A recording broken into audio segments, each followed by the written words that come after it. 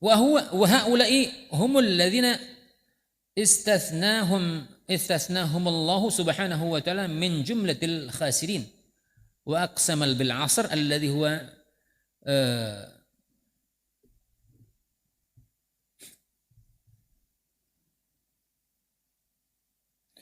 زمن سعي الخاسرين والرابحين على أن من عداهم فهو من الخاسرين ya.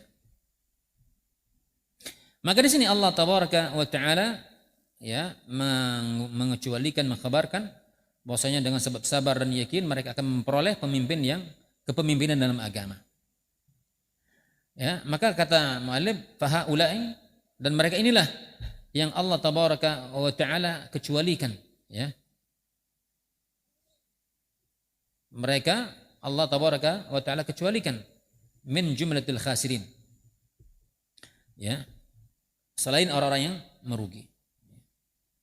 Dan bahkan dalam ayat berikut ini Allah Tabaraka wa Ta'ala bersumpah dengan asr ya, bersumpah dengan waktu ya. Maksudnya semua manusia itu merugi kecuali orang-orang yang Allah Tabaraka wa Ta'ala kecuali atas mereka.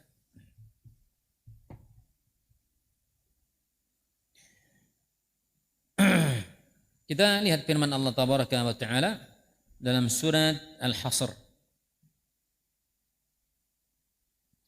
Dalam surat Al-Hasr Allah Tabaraka wa Ta'ala berfirman wal 'asr innal insana lafi khusr illa alladhina amanu wa 'amilus salihati wa tawasaw bil haqqi wa tawasaw bis sabr.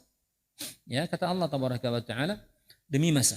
Allah Jalla wa Ala bersumpah dengan masa. Sesungguhnya manusia lafi khusrin ya, sesungguhnya manusia likulli jinsil insan fi khasarin, dalam kerugian. Semua jenis manusia alam ini Allah sebutkan semua manusia dalam kerugian.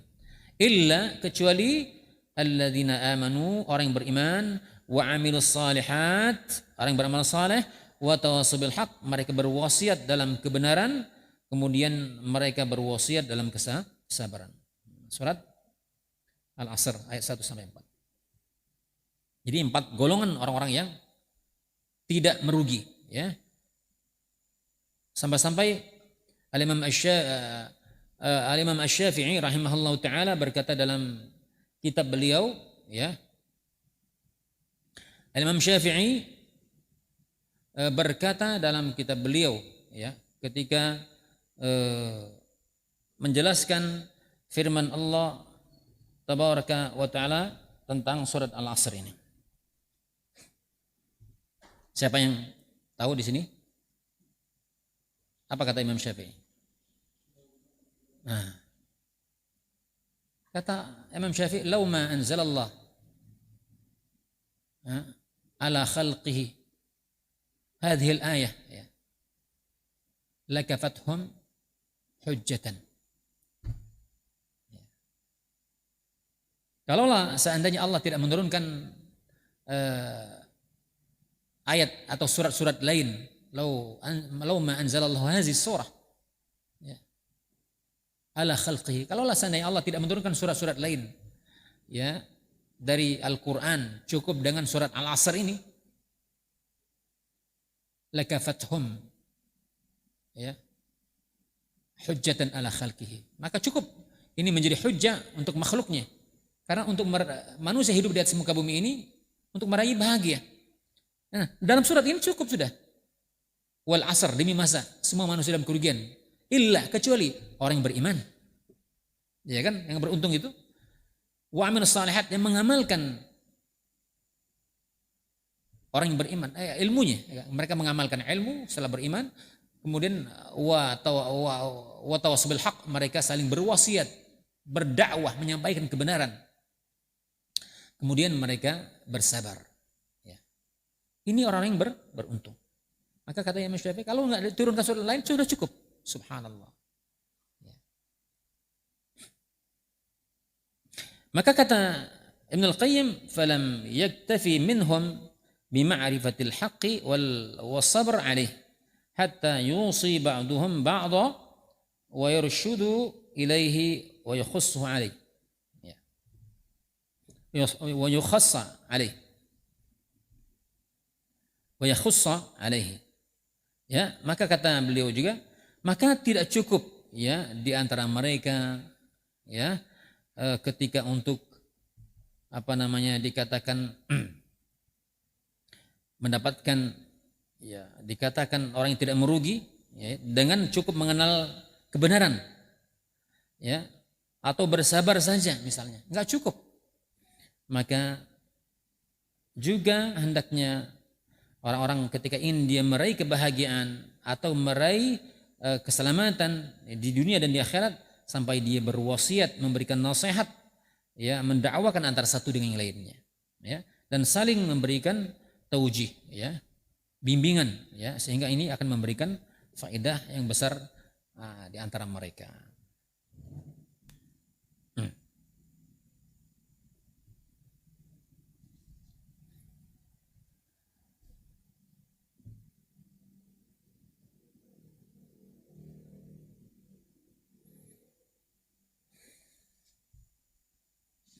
Kemudian kata beliau juga, wa idza kana man 'ada haulil khasiran fama'lumun anna al-ma'asi wad-dhunub tu'ma basiratal qalbi fala yudrikul haqq kama yanbaghi. Ya.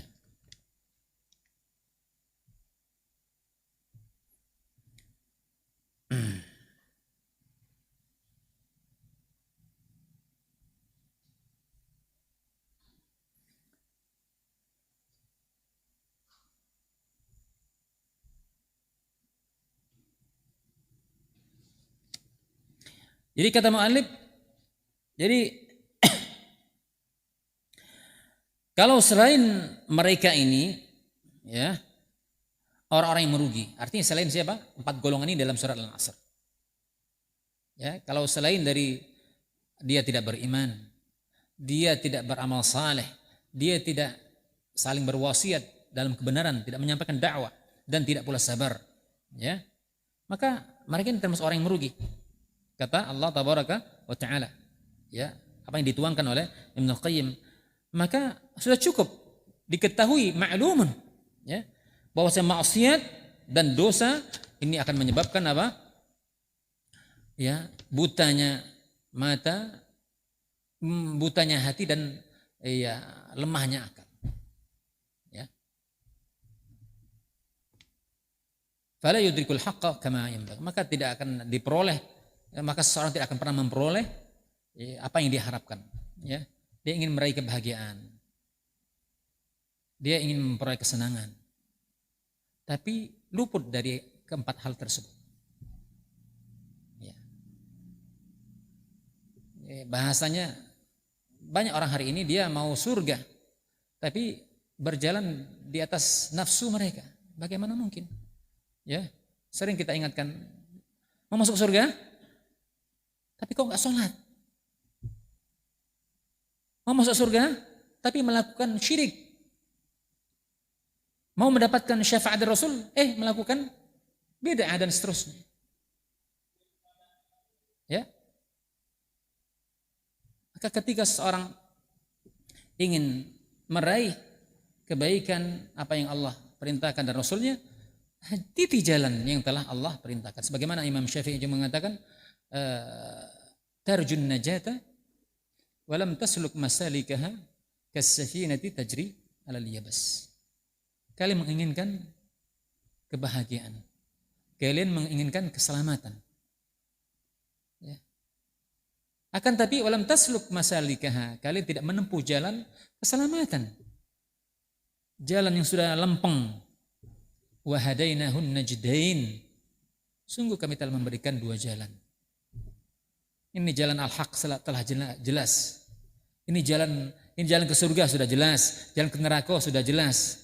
Malah ngambil jalan ke neraka. Ya, enggak sholat, ya, enggak puasa, enggak pakai jilbab, maksiat, ya, macam-macam maksiat. Dan merasa aman dengan maksiat.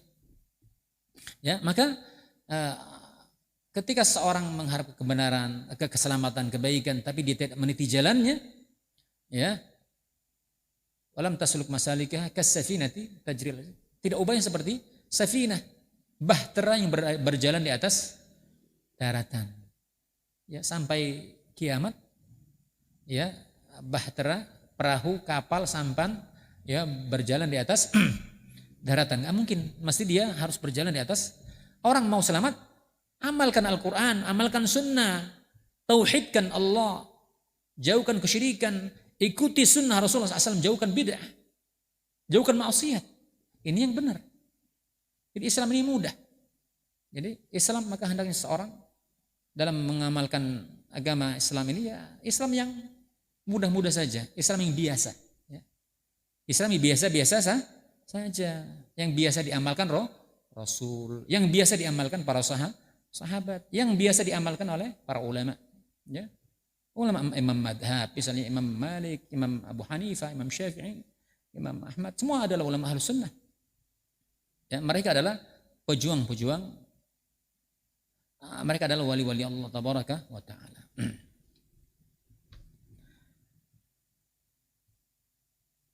Pendengar Radio Roja Darussalam rahimani wa rahimakumullah.